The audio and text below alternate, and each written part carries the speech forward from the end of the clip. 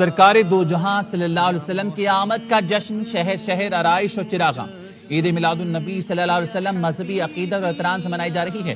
عید میلاد النبی پر اسلام آباد میں 31 صوبائی دارالحکومتوں میں 21 توپوں کی سلامی سے دن کا آغاز۔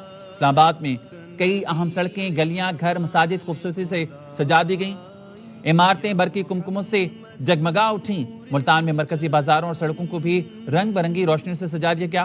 پشاور کی خوبصورت سج پی دیدنی، کوئٹہ کی مساجد اور دیگر عمارتیں برقی کمکموں سے روشن۔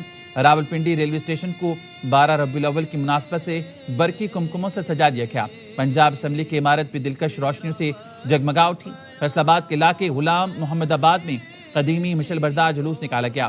تھر پارکر میں اونٹوں کی ریلی، بچوں کی بھی بھرپور شرکت۔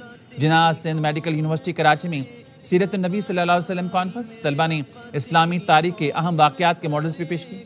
صدر مملکت اور وزیر اعظم کی عید میلاد النبی صلی اللہ علیہ وسلم پر قوم اور عالم اسلام کو مبارکباد۔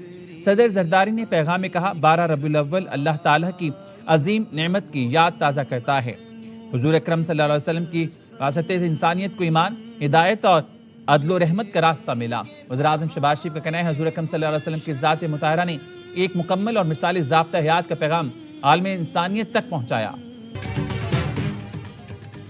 امریکہ ایران نے نئی جنگ بندی پر اتفاق کر لیا۔ روسی سرکاری خبررساں ایجنسی کا دعویٰ۔ خبررساں ایجنسی کے مطابق جنگ بندی میں اپنے حرمت سے آزادانہ جہاز رانی بھی شامل ہے۔ جنگ بندی کا باقاعدہ اعلان چند روز میں متوقع ہے۔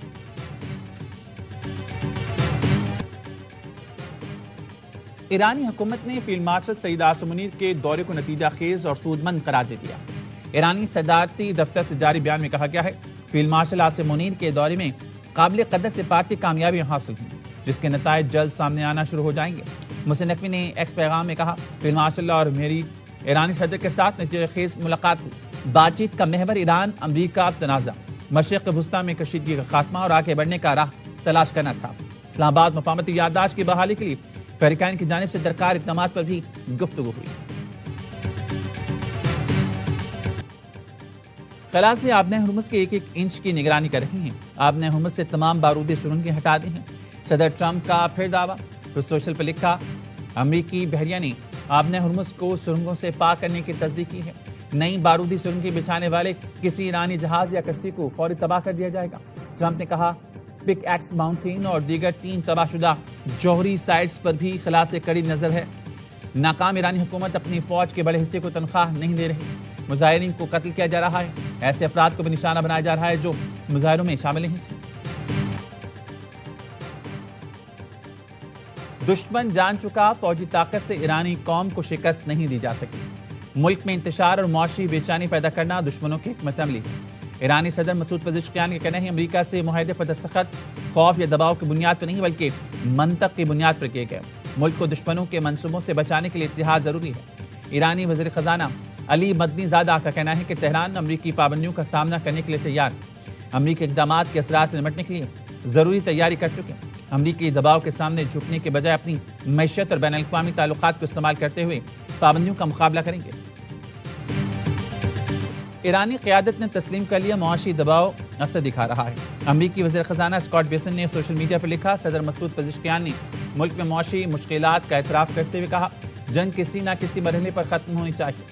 ٹرمپ انتظامیہ ایران کو سہارا دینے والے تمام معاشی ذرائع ختم کرتی رہے گی، یہاں تک کہ ایران مکمل طور پر تنہا رہ جائے گا۔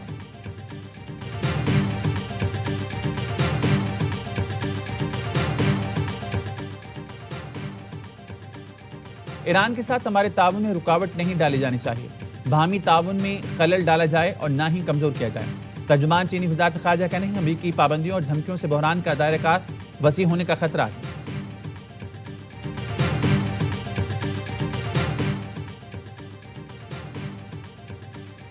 وفاقی وزیر داخلہ محسن نقوی سے امریکی ناظم الامور نیتلی بیکر کی ملاقات، پاکستان اور امریکہ کے درمیان مختلف شعبوں میں تعاون بڑھانے پر بات چیت، منظم جرائم، منشیات اور انسانی اسمگلنگ کے خلاف تعاون بڑھانے پر اتفاق۔ نیتلی بیکر نے خطے میں امن و استحکام کے لیے فیلڈ مارشل کے سفارتی کردار کو سراہا۔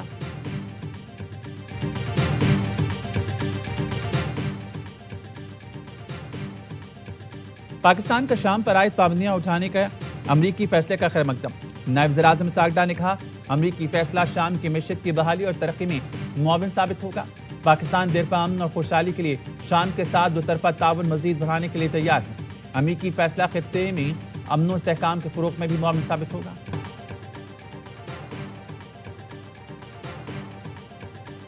بانی پی ٹی آئی کے اسپتال منتقلی توہین عدالت درخواست سپریم کورٹ نے عظمی خان کی جلد سماعت کی ابتدا مسترد کر دی۔ عظمی خان کی توہین عدالت درخواست 16 ستمبر کو مقرر۔ عظمی خان کا مرکزی مقدمہ بھی 16 ستمبر کو سماعت کے لیے مقرر ہے۔ بانی کو شفا اسپتال منتقل نہ کرنے پر توہین عدالت کی کارروائی کی استدعا کی۔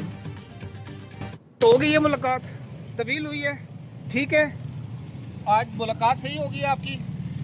سر الاد ہے صرف کتنی دیر ملاقات ہوئی ہے؟ گھنٹہ ہو گئی ہے، 1 گھنٹہ؟ بانی پی ٹی آئی سے بہن نورین نیازی کی ملاقات۔ بانی اور بہن کی 40 منٹ جاری رہنے والی ملاقات کانفرنس روم میں کرائی گئی۔ صحافیوں سے گفتگو میں علیمہ خان نے کہا، بانی پی ٹی آئی کے بچوں سے ابھی تک بات نہیں کرائی گئی، ان کی اور ڈاکٹر عظمی کی ملاقات بھی نہیں کرائی گئی۔ یہ توہین عدالت۔ بانی اور اہلیہ بشریٰ بی بی کی ملاقات بھی کرا دی گئی۔ دونوں کی ملاقات جیل کانفرنس روم میں 35 منٹ تک جاری رہی۔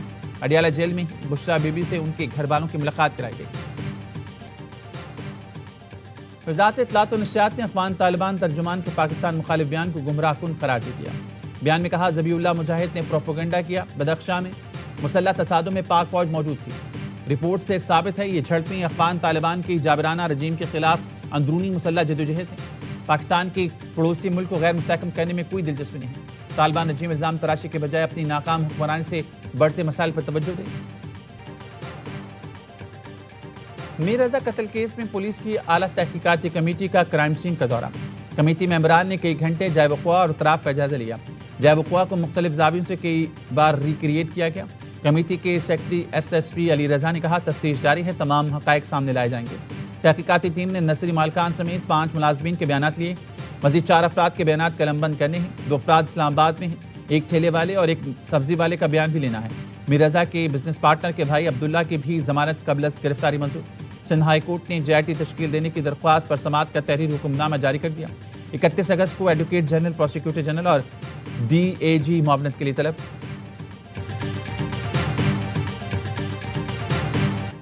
ہری پور میں زیادتی کے بعد قتل 5 سالہ بچے کی نماز جنازہ ادا۔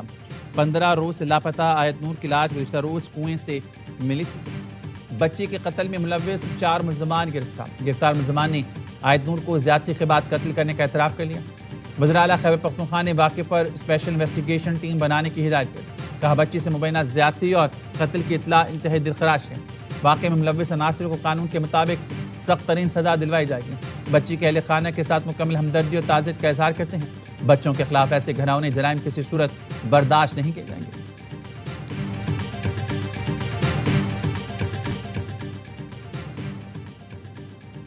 قانون سازی کر چکے مگر ہماری بیٹیاں پھر بھی محفوظ نہیں ہیں۔ پیپلز پارٹی کے رکن قومی اسمبلی شاہدہ رحمانی نے حنا جاوید اور 5 سال کی آیت نور کو زیادتی کے بعد قتل کے مقدمات انسداد دہشت گردی کی عدالت میں چلانے کا مطالبہ کر دیا۔ کہا، آخر ایسا کب تک ہوتا رہے گا؟ حنا جاوید کیس کے مکمل اور غیر جانبدارانہ تحقیقات کی جائیں۔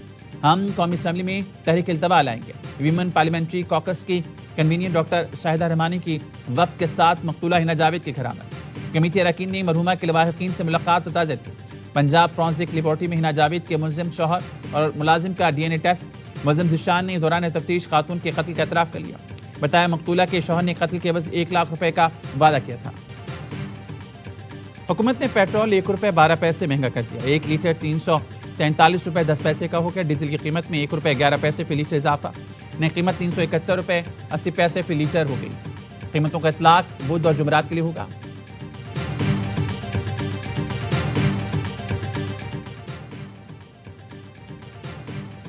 جنگ سڑکوں پر شروع ہوئی تو مقابلہ نہیں کر سکو گی۔ 2 سال پہلے تم کہتے تھے کہ آئی پی پی سے بات نہیں ہو سکتی، ہم نے دھرنے دی تو تم نے آئی پی پی سے مذاکرات کی۔ امیر جماعت اسلامی پاکستان حافظ نعیم الرحمان کا لاہور دھرنے سے خطاب۔ کہا، وزراء کی جانب سے رد عمل آنے کا مطلب ہے دھرنا اثر کر رہا ہے۔ ہمارے دھرنے قوم کی امیدوں کے مرکز بن چکے۔ اسلام آباد میں دھرنے سے خطاب میں لیاقت بلوچ نے کہا، پیٹرولیم لیوی ایک بھتہ ٹیکس ہے، غریب اور سفید پوش طبقے کے لیے گھر چلانا مشکل ہو گیا۔ کراچی میں گورنر ہاؤس کے سامنے دھرنا 10ویں روز بھی جاری۔ شرکا کا پیٹرولیم لیوی ختم کرنے کا مطالبہ۔ پشاور میں گورنر ہاؤس کے سامنے دھرنا۔ سپریم کورٹ نے بانی پی ٹی آئی کو شفا اسپتال منتقل کرنے کا حکم دیا تھا۔ عدالتی حکم کے باوجود اسپتال منتقل کیا گیا، نہ میڈیکل بورڈ تشکیل دیا۔ پیمز اسپتال میں ECG مشین تک دستیاب نہیں تھی۔ سینیٹر علی ظفر کا سینٹ میں اظہار خیال، کہا سیاسی مخالفت کی بنیاد پر بانی PTI کی صحت پر سیاست نہ کی جائے۔ مشیر وزیر اعظم رانا ثناءاللہ نے کہا بانی PTI کو ڈاکٹرز کے پینل نے صحت مند قرار دیا، جس کے بعد انہیں جیل بھیجا گیا۔ حکومت نے امن و امان کی صورتحال کے باعث آخری وقت پر پیمز منتقلی کا فیصلہ کیا۔ عدالتی فیصلے پر عمل ہوا یا نہیں، اس کا تعین عدالت کرے گی۔ اپوزیشن لیڈر علامہ راجہ ناصر عباس نے کہا سپریم کورٹ کے فیصلے پر منوان عمل ہونا چاہیے تھا، ابھی وقت نہیں گزرا، توہین عدالت کا کوئی فائدہ نہیں۔ حکومت بڑے دل کا مظاہرہ کرے اور بانی کو فوری اسپتال لے آئے۔ وزیراعظم شہباز شریف سے سعودی عرب کی اعلیٰ سطح کاروباری وفد کی ملاقات۔ سعودی وفد کی قیادت سعودی پاک مشترکہ بزنس کونسل کے چیئرمین شہزادہ منصور بن محمد ال سعود کر رہے تھے۔ ملاقات میں دونوں برادر ممالک میں اقتصادی تعاون اور سرمایہ کاری کے فروغ کے مختلف امکانات پر تبادلہ خیال۔ وزیراعظم کا کہنا تھا کہ پاکستان سعودی عرب کے ساتھ اقتصادی تعلقات کو اسٹریٹجک اقتصادی شراکت داری میں بدلنے کا خواہاں ہے۔ دونوں ممالک میں مشترکہ تعاون B2B کے لیے یہ بہترین وقت ہے۔ آزاد کشمیر قانون ساز اسمبلی میں اسپیکر اور ڈپٹی اسپیکر کا انتخاب مسلم لیگ نون کے چودھری طارق فاروق اور احمد رضا قادری 32 ووٹوں کے ساتھ نئے اسپیکر اور ڈپٹی اسپیکر منتخب۔ پیپلز پارٹی کے نامزد امیدوار چودھری قاسم مجید اور عامر غفار لون کو 13 ووٹ ملے۔ ریاست ماں ہے، ماں تو اولاد کو اکٹھا کرتی ہے، ماں اپنے اولاد کو جوڑتی ہے۔ ماں بنو، ریاست کو ماں بناؤ، قوم کو ایک قوم بناؤ۔ ریاست ماں ہے تو ماں اولاد کو جوڑتی ہے، تقسیم نہیں کرتی۔ صوبوں کو توڑنے کے بجائے ان کے حقوق کا تحفظ کیا جائے۔ صوبوں کے حقوق اور NFC ایوارڈ میں کمی نہیں ہونی چاہیے۔ سربراہ JUI مولانا فضل الرحمان کہتے ہیں میں مرض بڑھتا جائے تو سمجھنا چاہیے حکمت عملی میں کیا نقص۔ پارلیمنٹ میں جو بات کرتے ہیں وہ عوام تک نہیں پہنچ پاتی۔ ہم آئین اور پارلیمنٹ کو ان کے اصل راستے پر چلانا چاہتے ہیں۔ ملکی دفاع کو ناگزیر سمجھتے ہیں۔ ملکی دفاع کے لیے مضبوط ادارے ضروری ہیں۔